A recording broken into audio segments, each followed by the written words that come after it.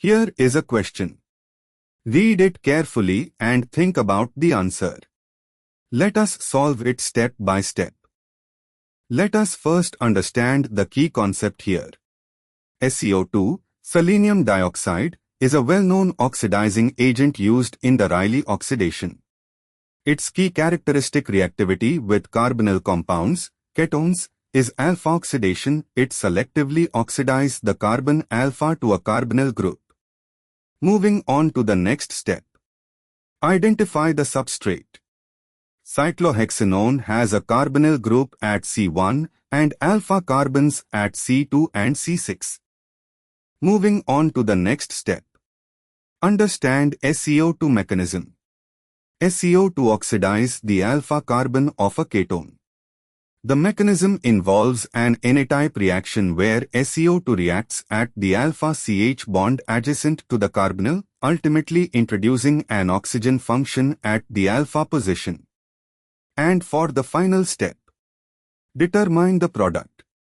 When SeO2 oxidizes cyclohexanone, it introduces a carbonyl, C is equal to O, at the alpha carbon, C2, converting the alpha CH2 into C is equal to O. This gives cyclohexane 1,2 dione, A1, 2 diketone.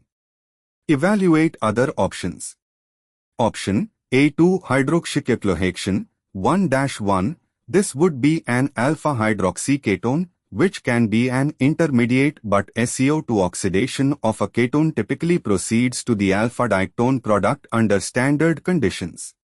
Option C2 cyclohexane 1-1, this is an alpha beta unsaturated ketone, which would require dehydrogenation, not the typical SeO2 alpha oxidation product of a saturated ketone. Option D cyclopentane 1,2 dione, this would require ring contraction, which does not occur under SeO2 oxidation conditions. Conclusion.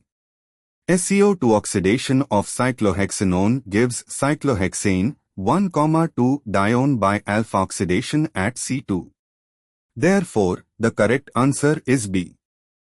Therefore, the correct answer is option B.